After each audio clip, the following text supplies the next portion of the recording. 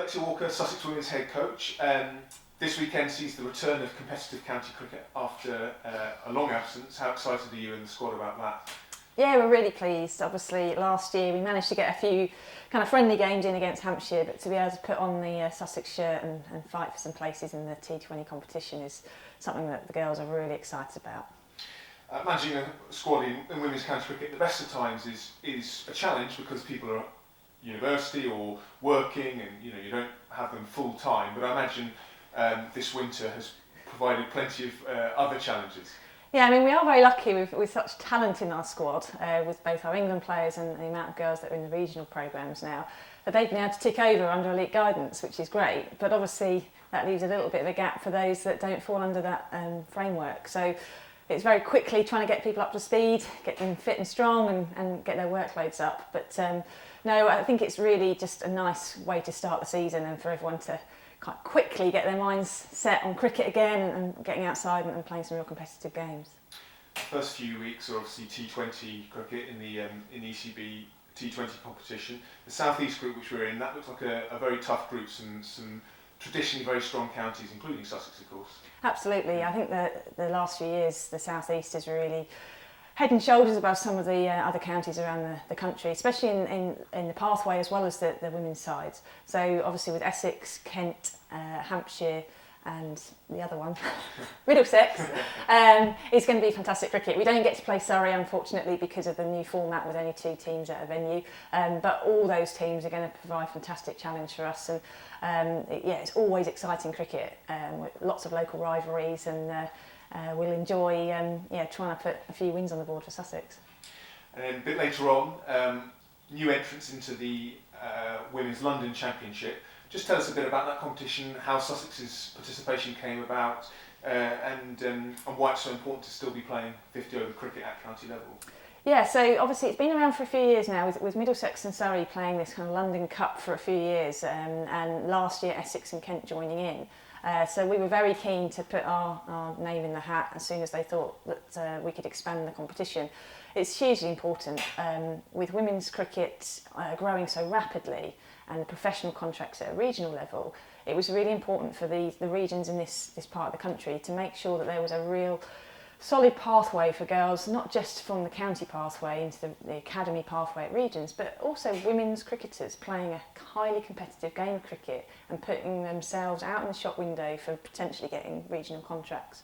And making sure that any of those players that are in the fringes of their regions, maybe they're not in the 13 that are going off to a game, they're in the 15 or 16 girls, they can play 50 over cricket and be ready for their regions as and when they come calling. It's always been a very good competition. Having played in it, having coached in it, some of the cricket that I've seen over the last 2 decades has been fantastic, and it's really important that has been kept. So a huge gratitude to both the Sunrisers, South East Stars for kind of growing the competition and then including us in it, and we're really looking forward to it. And it's a great opportunity for us to look at some of our younger players as well. It will fall in and around the regional and England programme and the 100, so a lot of opportunities for some of our young guns to play 50 over cricket, white ball cricket, and show us what they've got and show regions what they could be missing out on. So yeah, really excited about it, and 2 home games, 2 away games, and maybe by then we'll have crowds, so that'll be really exciting. Inevitably with this change to the domestic setup with regional teams and professional contracts there are changes in terms of coaching staff and players where they are in the country. Just give us a bit of an update on the setup at Sussex, players, coaches.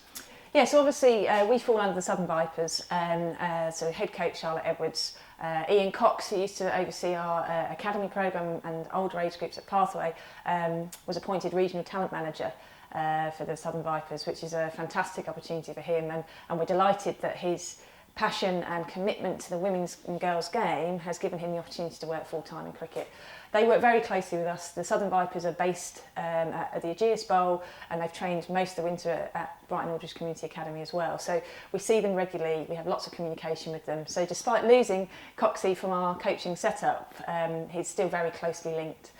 to us. The girls obviously playing regional cricket with Georgia leading the Southern Vipers means that they're all very well looked after by some of the best coaches in the country. We're slightly lower on our coaching staff for the Sussex setup, but with so much input from the Vipers for a lot of our players, both at senior level and the Vipers Academy, they're very well looked after, so we're very lucky. And obviously a number of our historic Sussex players are now playing in the regional competition quite a long way away, so you might have someone who used to play down here having to play up at Yorkshire, so yeah. I guess there will be a few familiar faces that will no longer be involved at Sussex. Yeah, so unfortunately, because we never like to lose players, both Lindsay Smith and Nancy Harman, who are based in the Lightning Cricket and the Yorkshire Northern kind of setup, are playing county cricket for them, which makes complete sense, staying more local to where they're based at the moment. But the door's always open if things change and they move regions. So those two have left us, but again, that leaves opportunities for others to come in. So we're very excited about some of our younger players potentially putting on the shirt for the first time as well this year. And obviously we know that Sarah Taylor, a Sussex player, has announced her return to cricket in the Welsh Fire. Will she be looking for some games for Sussex? Yep, so Sarah, as she stepped away from England a couple of years ago now, always wanted to try and keep wearing the Sussex shirt if she could, so we're delighted that the opportunity for her to play in the Welsh Fire also means that there's a real purpose for her to play for Sussex, and been throwing balls at her in the last few days and getting her ready to go as well, so that's a great thing to have. She loves playing for Sussex, and it'll be a good experience ahead for some of the younger girls coming into the team to kind of feed off of. And I guess that would be a huge part of county cricket going forward, is the ability for these young players coming through to play alongside experienced professionals and sort of England legends, someone like Sarah. Yeah, absolutely, and we're really delighted that our captain Georgia Adams, who had shoulder surgery before Christmas, has made a very, very good recovery. Still a little bit way to go, but she's hopefully going to be playing for all our matches in the T20. She's been cleared by a surgeon, so amazing, because after the season she had last year as well, and become a real household name. Some of our junior pathway girls now know Georgia Adams as this super player. So people like her and Carla Rudd, Tara Norris, who've all gone and lifted the Rachel Hayhoe Flint Trophy last year, to be playing along some of our 15, 16, 17-year-olds who come into the team, it's just fantastic. What a great way to learn your game under pressure with those guys around you.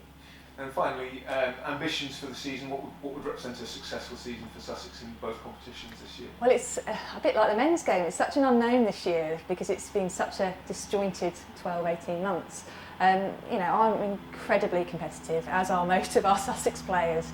So every time we go on that pitch, we want to win. So if I turn around and said, 50% would be great, I'd be lying, because I want to win every game of cricket we play. But to be honest, we're just going to go out there, play, express ourselves. T20 cricket's great because you just go from the off and there's no fear, and just do your skills and see what can happen. So hopefully we'll do really well and keep developing our younger players, and also just making sure our regional players are ready for a jam-packed summer with 50 over T20 cricket and a lot of them playing in the 100. It's a good springboard for them to be ready. So, win games of cricket, but also make sure all our players are prepared and experienced, ready to go for the rest of the summer.